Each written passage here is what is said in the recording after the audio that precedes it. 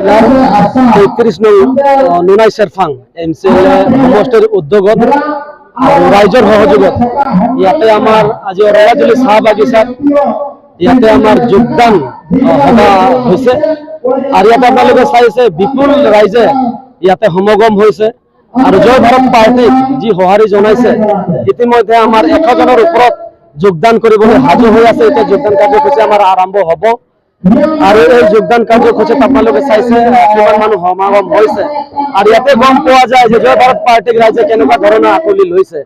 আগন্তুক যি বিটিআৰ ইলেকশ্যনত আমি প্ৰত্যেকটা জেগাতে আমি জয় ভাৰত পাৰ্টি হৈ আমি প্ৰতিদ্বন্দ্বিতা কৰিম, আমি প্ৰাৰ্থী প্ৰদান কৰিম আৰু আমি যে বহুত সিট যে আমি ইয়াতে পাম এইটো নিশ্চিত হৈছো। আৰু ইতিমধ্যে এছেম্বলি ইলেকশ্যন যি আহি আছে 2026 চনত তাতো আমি অসমত বিভিন্ন জায়গাত আমি প্ৰাৰ্থিত্ব প্ৰদান কৰিম আৰু আমি যে বিভিন্ন জায়গাত যে আমি প্ৰাৰ্থী প্ৰদান কৰাৰ পিছত যে আমি জয় হৈ ওলাই আহিম সেইটো আমি নিশ্চিত হৈছো। কাৰণ আজি বিজেপি চৰকাৰৰ শাসন কালত আজি চাহ শ্ৰমিকসকলৰ ওপৰত যি সামাজিকভাৱে ৰাজনৈতিকভাৱে যি শোষণ চলাই আছে, আজি চাহ শ্ৰমিক ৰাইজে আজি অতিষ্ঠ হৈছে বিজেপিৰ হৈ পেলাই। আজি চাহকেইটা ওদালগুৰি জিলাতে আজি চন্দনা চাহ বাগিচা আজি 3 মাহ হল তাতে বন্ধ হৈ আছে, কিন্তু আজি আমাৰে আদিবাসীৰ পৰা বিলংস কৰা ৰূপেশ গোৱালা ডাঙৰীয়া তেওঁ নিজে শ্ৰমিক মন্ত্ৰী হয়, কিন্তু কোনো ধৰণৰ ইয়াতে ইনিচিয়েটিভ হাতত লোৱা নাই আৰু এই চন্দনা বাগানৰ লগতে অসমত বিভিন্ন জায়গাত আজি বাগান বন্ধ হবলৈ গৈ আছে আৰু আমাৰ চাহ শ্ৰমিকসকলে মানে যি বিপদত পৰি আছে তাতে কিন্তু কোনো ধৰণৰ তেওঁলোকে কোনো ইনিচিয়েটিভ হাতত লোৱা নাই। গতিকে আগন্তুক দিনত যে ৰূপেশ গোৱালাৰ লগতে আদিবাসী যি বিজেপি দলৰ যি প্ৰতিনিধি কৰি আছে এমএলএ সকল আজি গোটেইসকল প্ৰতিনিধি যে আজি আদিবাসী গাঁৱত বা আদিবাসী এৰিয়াত যে প্ৰত্যাহ্বানৰ সন্মুখীন হ'ব এইটো নিশ্চিত। আৰু আজি বিজেপিৰ হৈ যিমানে চাহ শ্ৰমিক হৈ পেলাই যিমানে প্ৰতিনিধি কৰা যিমানে এমএলএ বিলাকে খেলিব যাব গোটেইসকল আজি বিপুল ভোটত তেওঁলোকে হাৰিব বুলি মই এটা বিশ্বাস আৰু চাহ শ্ৰমিক ৰাইজে বিজেপিক কোনো পধ্যে মানে বিশ্বাস নকৰে, কাৰণ বিজেপি চৰকাৰ চাহ শ্ৰমিকসকলৰ ওপৰত বা আদিবাসী বা চাহ জনগোষ্ঠীৰ ওপৰত তেওঁলোকে একেবাৰে বিশ্বাসঘাতক কৰিছে। কাৰণ চাওক ইতিমধ্যে বিজেপি চৰকাৰে কিমান ধৰণৰ প্ৰতিশ্ৰুতি দিছিলে যে আদিবাসীসকলক জনজাতিকৰণ কৰি দিব বা মাটিৰ পাট্টা দিব বা চাহ শ্ৰমিকৰ যি দৈনিক মজুৰি বিজেপিৰ দিনত তেওঁলোকে 331 টকা বঢ়াই দিম বুলি কৈছিলে, কিন্তু আজিৰ তাৰিখলৈকে কোনো ধৰণৰ এইবিলাকৰ খবৰ নাই। আৰু তেওঁলোকে সৰু সৰু কাম যেনেকুৱা ৰাস্তাৰ কাম বা যেনেকুৱা অৰুণোদয় কাম সেইবিলাক লৈ পেলাই তেওঁলোকে ফাটা ঢোল আজি বজাই আছে। তেওঁলোকে প্ৰতি ফালি ক'ব খুজি আছে যে আদিবাসী ৰাইজৰ আমি উন্নতি কৰি আছো, কিন্তু আদিবাসী ৰাইজে এতিয়া বুৰ্বক হৈ থকা নাই। আৰু তেওঁলোকৰ যিখিনি নেকি সমস্যা যি নেকি অধিকাৰ এই অধিকাৰৰ পৰা যে বিজেপি চৰকাৰে বঞ্চিত কৰি ৰাখিছে আৰু এই প্ৰতিশ্ৰুতি দিয়াৰ পিছতো আজি মিছা প্ৰলোভন দি আমি কাম কৰা নাই, ইয়াৰ কিন্তু পৰিণাম ভুগিব লাগিব এবাৰ বিজেপি চৰকাৰে। আৰু যি অসমৰ মুখ্যমন্ত্ৰী যি ডাঙৰ লেকচাৰ মাৰে এটা সময়ত কৈছিলে যি আপোনাৰ তিনিচুকীয়া জিলাত বৰডুমচা আদিবাসী মহাসভাত কৈছিলে যে 90% আদিবাসীৰ জনজাতিকৰণৰ কাম আগবাঢ়িছিলে আৰু 10% বাকী আছে বুলি কৈছিলে। কিন্তু আজি চাওক আজি ইমান দিনে হৈ গ'ল, আজি 10 বছৰ হৈ গ'ল, আজিলৈকে 10% কাম তেওঁৰ হোৱা নাই। গতিকে আমি এই জয় ভাৰত পাৰ্টিৰ হৈ গোটেই বস্তু আমি চাই আছো আৰু যি মিছা প্ৰলোভন দিয়া এই মুখ্যমন্ত্ৰীজনক আমি যে গৰিহণা দিছো বা প্ৰত্যাহ্বান জনাই আছো। আমি জয় ভাৰত পাৰ্টি হৈ আমি এই মুখ্যমন্ত্ৰী ডাঙৰীয়া এটা নাম ৰাখিছো দেৱলাল ফকৰ দাস ডক্টৰ হিমন্ত বিশ্ব শৰ্মা, এই নামটো আমি তেওঁক দিছো। কাৰণ তেওঁ যিমানে মিছা প্ৰলোভন দি পেলাই আদিবাসীসকলক ভোট বেংক হিচাপে ব্যৱহাৰ কৰি আছে, আগন্তুক দিনত ইয়াৰ পৰিমাণ যে ভুগিব লাগিব সেইটো কিন্তু নিশ্চিত। আজি আমাৰ অসমৰ মুখ্যমন্ত্ৰী ডাঙৰীয়াৰ যি ধৰ্মপত্নী ৰিণিকী ভূঞা তেওঁ আপাৰ আসামত তেওঁ বহুকেইটা বাগান কিনাৰ অভিযোগ উঠিছে আৰু বাগানৰ যি সমস্যা এই সমস্যাত তেওঁলোকে মালিক পক্ষ হৈ তেওঁলোকে চাব খুজি আছে, কাৰণ তেওঁলোকে নিজে মালিক হৈ আছে। তো আজি যদি বাগানত ফেচিলিটি বঢ়ায় বাগানৰ হাজিৰা বঢ়ায় তেতিয়াহ'লে তেওঁলোকে ভাবে যে ৰিণিকী ভূঞা বা তেওঁৰ যিখিনি ফেমিলিৰ মানুহ ভাবে যে আমাৰ মালিক পক্ষৰ লছ হ'ব। গতিকে মালিক পক্ষত চাব যাই পেলাই আজি বাগানৰ যি জৰা জীৰ্ণ অৱস্থা, আজি বাগানৰ যি মানে লেবাৰৰ যি সমস্যা, এই সমস্যাবিলাক সমাধান কৰাৰ কাৰণে তেওঁলোকে কোনো ধৰণৰ প্ৰচেষ্টা হাতত লোৱা নাই। গতিকে সেইকাৰণে আমি ক'ব খুজি আছো, তেওঁলোকে যি মালিক হৈ পেলাই মালিক পক্ষৰ হৈহে তেওঁলোকে এই চাহ শ্ৰমিকসকলক তেওঁলোকে চাব বিচাৰি আছে। তিল পিঠা, ঘিলা পিঠা গোল, ঘিলা পিঠা খাই লৈ এবাৰ আদিবাসী ৰাইজে 2026 চনত বজাই দিব ঢোল, মানে ঢোলটো বজাব বিজেপি চৰকাৰক। আৰু এনেকুৱা ঢোল বাজিব নহয়, আপোনালোকে চাই লওক যে এইবাৰ বিজেপি চৰকাৰ কিন্তু অসমৰ পৰা উৎখাত হৈ যাব। কাৰণ যি নেকি অসমৰ বিজেপি চৰকাৰ যিটো নেকি আছে, ফাঁকি আৰু বাকীৰ চৰকাৰ, একদম ফাঁকি আৰু বাকীৰ চৰকাৰ, এই কথাটো কৈ দিলো। এই বড়োলেণ্ডত আপোনালোকে চাওক, তেওঁলোকে বড়োলেণ্ড বুলি মেলি পেলাই কৈ থাকে। বিটিআৰত আমি দেখিবলৈ পাইছো মাত্ৰ 32 লাখ আচলতে বড়ো জনগোষ্ঠীৰ লোকসকলে আছে, তেওঁলোকক কিন্তু গোটেইখিনি আচলতে আধিপত্য তেওঁলোকক দি দিলে।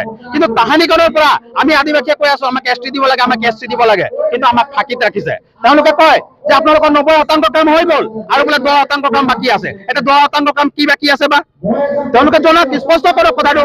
তেওঁলোকে যে ফাঁকিৰ চৰকাৰ, এই কথাটো কিন্তু স্পষ্ট হৈ গ'ল। এই কথাটো আমি স্পষ্ট কৰিব বিচাৰিছো যে যি নেকি ব্ৰিটিছ চৰকাৰে হয়তো আমাক ইমান আচলতে শাসন কৰা নাছিল, কিন্তু কংগ্ৰেছ চৰকাৰে যেনেকুৱা ধৰণৰ আচলতে শাসন কৰিছে আৰু বিজেপি চৰকাৰে যেনেকুৱা ধৰণৰ আচলতে এই দুৰ্নীতি আমাৰ ওপৰত চলাইছে, সেইকাৰণে আমাৰ কথাটো স্পষ্ট কথা। এইবাৰ কিন্তু আমি জয় ভাৰত পাৰ্টীকে জানিম। আমি ভিক্ষাৰী নহয়, আমি কংগাল নহয়, আমি দৰিদ্ৰ নহয় যে আপোনালোকৰ ওচৰত আমি ভিক্ষা মাগি থাকিম। দে আমাক মাটিৰ পট্টা, দে আমাক জনজাতিকৰণ, দে আমাৰ শ্ৰমিক আইনটো সংশোধন কৰিলে আমি ভিক্ষাৰী নহয়, কংগাল নহয়, এই কথাটো স্পষ্ট কৰি দিছো। আজি যিসকল নেকি অস্ত্ৰবিৰতি লৈ মেলি পেলাই আমাৰ যি নেকি আদিবাসী অস্ত্ৰধাৰীসকল যিসকল আছিলে, তেওঁ চৰকাৰক সন্মান জনাই মেলি পেলাই তেওঁলোকে কিন্তু শান্তিৰ কাৰণে নামি আহিলে। আমি কিন্তু এতিয়া দেখিবলৈ পাইছো তেওঁলোকক কিন্তু আকৌ অস্ত্ৰ ল'বৰ কাৰণে তেওঁলোকে কিন্তু বাধ্যত পেলাইছে। ক'লে যে বোলে আদিবাসী কাৰণে ডেভেলপমেণ্ট কাউন্সিল বনোৱা হৈছে, তেওঁলোকক 1000 কোটি টকা দিয়া হ'ব। ক'ত গ'ল 1000 কোটি টকা? কিন্তু আমি দেখিবলৈ পাইছো যে দেখিবলৈ পাইছো যে প্ৰবন্ধ ইতিমধ্যে কিন্তু হাজাৰ কোটি টকাৰ কিন্তু পেকেজ ঘোষণা কৰি দিছে। এতিয়া আমাক ভূগোল বনাব নালাগে, আমাক লোহা টুপি পিন্ধাবৰ কাৰণে নালাগে।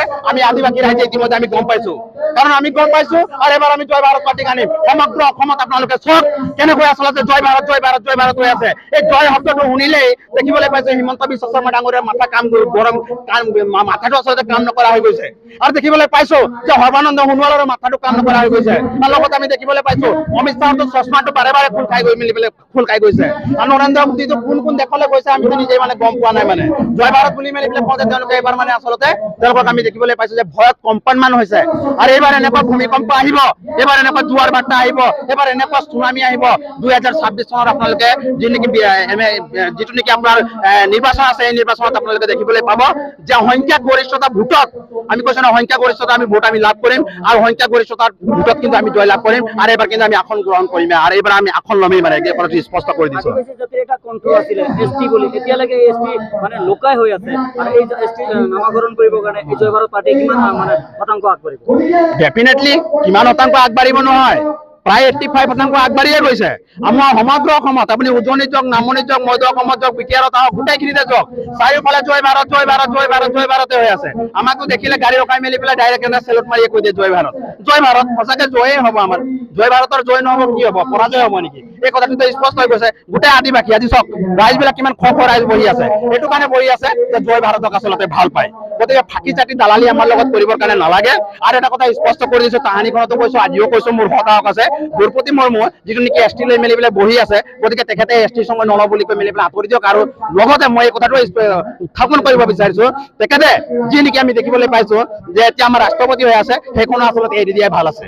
সেইখনো যে এৰি দিব লাগে, এৰি দিয়াই ভাল আছে। কাৰণ এটা কথা চাব, আমাৰ যি নেকি আপুনি দেখিবলৈ পাইছো যে এছটি আমাক দিব লাগে, জনজাতিকৰণ আমাক দিব লাগে, এইটো কিন্তু আমাক নিদিয়ে। আৰু কি কৰে ৰাজ্য সভা আৰু মানে লোকসভাত আমি দেখিবলৈ পাওঁ ফুটবল খেল, যেনেকুৱা ফুটবল হয় দুফালে দুটা গলকি পোষ্ট থাকে, ইফালৰ পৰা বলটোক গোৰ মাৰি দিয়ে, সিফালৰ পৰা বলটোক গোৰ মাৰি দিয়ে। আমাৰ আদিবাসী মানুহ তেনেকৈ আচলতে গোৰ মাৰি মেলি পেলাই আছে, আমাক গোৰ মাৰি থাকিব ফুটবলটোক। আৰু ইমান দিন হৈ গ'ল আচলতে ভাৰত স্বাধীন হোৱা, কিমান দিন হ'ল আপোনালোকে নিজে চাওক। তাহানিখনৰ পৰা আমি কষ্ট পাই আছো, তাহানিখনৰ পৰা আমি কৈ আছো। আৰু আমাৰ হিষ্ট্ৰীবিলাক, ইতিহাসবিলাক লুকুৱাই আছে, ইতিহাসৰ পাঠবিলাক খুলি দিয়া হৈছে। 1948 আমি জানো যে আমাৰ আদিবাসী কাউন্সিল তেতিয়া আছিলে, কিন্তু সেই যি নেকি আচলতে তাত লিপিবদ্ধ আছিলে, সেই কথাখিনি ক'ত গ'ল, কোনে লুকালে সেই কথাখিনি চৰকাৰে কিন্তু স্পষ্ট কৰিব লাগিব। সেইকাৰণে আমি জানো যে কংগ্ৰেছৰ ফাঁকি বিজেপিও ফাঁকি, এজিপিও ফাঁকি, কমিটবোৰো ফাঁকি, হাগ্ৰামা মহিলাইও ফাঁকি। এই ফাঁকিবিলাকক আমাৰ প্ৰয়োজন নাইকিয়া। এইবাৰ কিন্তু আমি সংখ্যাগৰিষ্ঠতা আচলতে এইবাৰ আমি কিন্তু আসন দখল কৰিম বুলি মেলি পেলাই আমি এবাৰ ইতিমধ্যে আমি গম পাইছো, উপলব্ধি কৰিছো, আৰু ৰাইজৰ সঁহাৰিতে আমি গম পাইছো। আচলতে এটা কথা কওঁ, আমাৰ যিটো শ্ৰমিক মন্ত্ৰী আছে ৰূপেশ গোৱালা ডাঙৰীয়াটো নকওঁ দেই তেখেতক, এইটো কাৰণে নকওঁ তেখেত বিফল মন্ত্ৰী। কাৰণ তিনিটাকৈ টাৰ্মছত তিনিটা মন্ত্ৰী আমি দেখিলো, পল্লৱ লোচনক দেখিলো বিজেপিৰ সময়ত, সঞ্জয় কিষাণক দেখিলো, আৰু ৰূপেশ গোৱালাক দেখিলো। আৰু ৰূপেশ গোৱালাক এই তিনিটাই আচলতে কুম্ভকৰ্ণৰ নিন্দাত থাকে। যি নেকি আচলতে টোপনিত যায় তেওঁক কিন্তু উঠাবৰ কাৰণে ভাল, আৰু যি নেকি আচলতে টোপনিৰ ভাও জুৰে তেখেতক কিন্তু কেতিয়াও উঠাব নোৱাৰে। এই কথাটো স্পষ্ট কৈছো। আৰু টোপনিৰ ভাও জুৰি থকা মন্ত্ৰীজনে হৈ গ'ল আমাৰ শ্ৰম মন্ত্ৰী ৰূপেশ গোৱালা ডাঙৰীয়া। গতিকে তেখেতে কুম্ভকৰ্ণৰ নিন্দাত আছে, এই কথাটো আমি স্পষ্ট কৰি দিছো। আৰু লগতে আমি এই কথাটো কৈছো যে আমাৰ আদিবাসী যিসকল চাহ শ্ৰমিক আছে, এই চৰকাৰখনে নিজে ঘোষণা কৰিছিলে, বিশেষকৈ পল্লৱ লোচনে কৈছিলে 351.33 টকা দিম বুলি মেলি পেলাই কৈছিলে আমাৰ চৰকাৰ আহিলে। আৰু লগতে এই কথাটো কৈছিলে তেওঁলোকৰ মেনিফেকচাৰত আমি দেখিবলৈ পাইছো, তেওঁলোকৰ মেনিফেকচাৰত এই কথাটো উল্লেখ আছে যে যিটো নেকি ভিজন ডকুমেণ্ট বনাইছে, এই ভিজন ডকুমেণ্টত আচলতে এই কথাটো উল্লেখ আছে যে জনজাতিকৰণ আদিবাসীক দিয়া হ'ব। 10 বছৰ যিটো সময় লৈছিলে, এই 10 বছৰ এতিয়া কাৰ্যকাল কিন্তু পাৰ হৈ গৈছে। এতিয়ালৈকে কিন্তু না মাটিৰ পট্টা, না জনজাতিকৰণ, না শ্ৰমিক আইন সংশোধন, না মজুৰি বৃদ্ধি, কোনো ফালৰ পৰা আমাৰ আচলতে কোনো ফালৰ পৰা আমাৰ সুবিধা নাই। জানি পুলি জাতিটো শেষ কৰিব বিচাৰিছে। লগতে এই কথাটো কৈ দিছো যে আৰু 10টা বছৰ যদি এনেকৈ চৰকাৰত যদি জয়ী কৰা হৈ থকা হয়, তেতিয়াহ'লে কিন্তু এইখন অসমত যে আমাৰ আদিবাসী জনগোষ্ঠীৰ লোক আছিলে, এই কথাটো আমি পাহৰি যোৱাই ভাল আছে। এই কথাটো কিন্তু স্পষ্ট কৰি দিছো। কাৰণ 10 বছৰৰ পিছত আপোনালোকে দেখিব বগান বিলাকত হয়তো কোনোবা বগানত কিন্তু এয়াৰপৰ্ট বনাইছে, কোনোবাত আমি দেখিবলৈ পাইছো যে উচ্ছেদ কৰি মেলি পেলাই আচলতে তেল ডিপু বনাইছে, অন্যান্য বিলাক বা ৰিজৰ্ট বনাইছে, এনেকুৱা ধৰণৰ আমি দেখিবলৈ পাইছো। গতিকে এইবিলাক আচলতে চৰকাৰে নামি গৈছে। নহ'লেনো আদানীকনো কেলে আনিব লাগে অসমত? আদানীক আমি দেখিবলৈ পাইছো যে 50,000 কোটি টকা আচলতে বিনিয়োগ কৰিছে। কি কাৰণে আচলতে বিনিয়োগ কৰিছে? বিনিয়োগ কৰাৰ অৰ্থ মাটি ক'ত আছে? মাটিটো অকল চাহ বাগিচাতে আছে। গতিকে চাহ বাগিচাৰ মাটি যে ক্ৰয় কৰিব, চাহ বাগিচাৰ মাটি যে কিনিব, নতুন যে ইণ্ডাষ্ট্ৰী বনাব, এই কথাটো কিন্তু স্পষ্ট হৈ গৈছে। সেইকাৰণে আদিবাসী লোকসকলে, আদিবাসী জনগোষ্ঠী জাগ্ৰত হ'বলৈ হ'ল, জয় ভাৰত পাৰ্টিক জয়ী কৰাব লাগে। ৰাজনৈতিকভাৱে আমি ষড়যন্ত্ৰৰ বলি হৈছো, নৈতিকভাৱে ষড়যন্ত্ৰৰ বলি হৈছো, আমি আচলতে সামাজিকভাৱে ষড়যন্ত্ৰৰ বলি হৈছো, আৰু অৰ্থনৈতিকভাৱে কিন্তু আমি আচলতে এই বিজেপি চৰকাৰৰ আমি আচলতে বলি হৈছো। গতিকে এই কথাটো আমি স্পষ্ট কৰি দিছো যে আমাক কিন্তু বিজেপি চৰকাৰ নালাগে, কংগ্ৰেছ চৰকাৰ নালাগে, জয় ভাৰত পাৰ্টি একদম চিধা চিধিকে আহি আছে। আৰু 2026 চন চক তেওঁলোকক কিন্তু একদম আমি মানে অসমৰ পৰা উচ্ছেদ কৰি দিছো, এই কথাটো একদম স্পষ্ট কৰি দিছো। প্ৰগ্ৰাম তেওঁলোকে ৰাখিছিলে, কিন্তু জইনিং প্ৰগ্ৰামটো তেওঁলোকৰ গোটাই জনগোষ্ঠীৰ বিভিন্ন ঠাইৰ পৰা বিভিন্ন জাতি জনগোষ্ঠীৰ সমাজৰ কৰ্মীসকলক ইয়াতে মাতিছিলে। সেই হিচাপে মই এজন চাহ শ্ৰমিকৰ প্ৰতিনিধি, আৰু প্ৰতিনিধি হিচাপে তেওঁলোকে মোকো মাতিছিলে। তেখেতক মাতাৰ কাৰণে মই ধন্যবাদ দিছোঁ, কাৰণ তেওঁলোকে কাকো এৰি দিয়া নাই। জাতি জনগোষ্ঠী চবকো মাতিছে তেওঁলোকে, আৰু সেই হিচাপে আমি আহিছিলোঁ। উল্লেখ কৰিম যিহেতু মই ৰাইজৰ প্ৰতিনিধি, আৰু সেই হিচাপে মানুহে মোক ক'বই। কিন্তু এইটো বুলি কথা নাই যে মই যে খেলিব লাগে, মই যে কালি টিকেট ল'ব লাগে, মই যে কালি MLA খেলিব লাগে। যদি পাৰ্টীয়ে মোক পচন্দ কৰে, ৰাইজে মোক সহানুভূতি দিয়ে, তেতিয়াহ'লে মই নিশ্চয় খেলিম। আজি জইনিং প্ৰগ্ৰামত মই নাই, যিহেতু ৰাইজৰ চাহ শ্ৰমিক আদিবাসী ৰাইজৰ মই এজন প্ৰতিনিধি হয়, আৰু প্ৰতিনিধি হিচাপে মই আগতে কৈছিলোঁ, মোক মাতিছিলে, মই আহিছোঁ। যে জয় ভাৰত পাৰ্টিৰ জইনিং প্ৰগ্ৰাম তেওঁলোকে, মই যেতিয়া মোৰ যিকোনো ভাষণ আছিলে, মই ভাষণ দিয়াৰ পিছত তেওঁলোকে জইনিং প্ৰগ্ৰাম ৰাখিছে, তেওঁলোকক মই অন্তৰ দি ধন্যবাদ দিছোঁ। আৰু আগন্তুক দিনত ময়ো নিজে চেষ্টা এটা কৰিম, নিজৰ জাতি ভাইৰ কাৰণে, নিজৰ জনগোষ্ঠীৰ কাৰণে মই চিন্তা নিশ্চয় কৰিম। আৰু মই নিশ্চয় আকৌ মোৰ যিহেতু ট্ৰেড ইউনিয়নৰ সংবিধান আছে, সেই সংবিধান মতে আৰু সকলোৰ লগত আলোচনা বিলোচনা কৰি মই তেনেকৈ সেই জয় ভাৰত পাৰ্টিৰ লগত মই সহযোগ কৰিম বুলি মই তেওঁলোকক আশা দিছোঁ। আগন্তুক তেওঁলোকে গাঁও ভূঞে এতিয়া ফুৰিছে, কিন্তু 5টা বছৰত তেওঁলোকে ক'ত গৈছিলে? যেতিয়া চাহ জনগোষ্ঠীৰ চাহ গাছটো ফুৰিব লগা হৈছিল, তেতিয়াতো কোনো তেনেকুৱা খবৰ লোৱা নাই। BTC চৰকাৰ লোৱা নাই, প্ৰমোদ চৰকাৰ লোৱা নাই, প্ৰমোদে হাগ্ৰামাৰ পিছত পৰি আছে, আৰু BJP গৌৰৱ গগৈৰ পিছত পৰি আছে। কিন্তু এইফালে যে চাহ জনগোষ্ঠী আদিবাসীসকলে যে বিপদত পৰি আছে, সেইটোতো তেওঁলোকে খবৰ ল'ব যোৱা নাই। আজি তেওঁলোকে 500 টকা দিব লাগে বুলি অখিল গগৈ কৈছিলে, তাতে সি দেখুৱাই দিলে চাহ মজদুৰ সংঘৰ সভাপতি, এই প্ৰেচিডেণ্ট জেনেৰেল ছেক্ৰেটাৰী ডাঙৰীয়াক যে ACMS বাধা কৰিছে। আমি কেতিয়া বাধা কৰিম? আমাৰ চাহ শ্ৰমিক মজদুৰসকলকতো 500 টকা নাই, 1000 টকা দিলেও আমি খুচি থাকিম। আৰু যিহেতু তেওঁলোকে কৈছে যে আমি 1250 টকা অৰুণোদয় দিছোঁ, হয় তেওঁলোকে দিছে, আমি নিদিয়া বুলি কোৱা নাই। BJPক আমি গালি দিব নোৱাৰো, দিয়া বুলি কোৱা নাই। কিন্তু কেইটা চাহ শ্ৰমিকে 1250 টকা দিছে, আৰু 1250 টকা কিয় দিব লাগে? আপোনালোকে মান্থলি দৰমহা হিচাপে 12,050 টকা দিয়ক। আমি সেইটোৱে ক'ম, আমি BJPক বেয়া পোৱা নাই, 12,050 টকা পইচা দিয়ক। আমি সেইটোৱে খুচি আছোঁ। আমাক একালীন লোন 5,000 টকা নালাগে। আমাক তেওঁলোকে কৈছিলে, যিহেতু কি BJP চৰকাৰ অহাৰ পাছত অলৰেডি অলমষ্ট তেওঁলোকে কৈছিল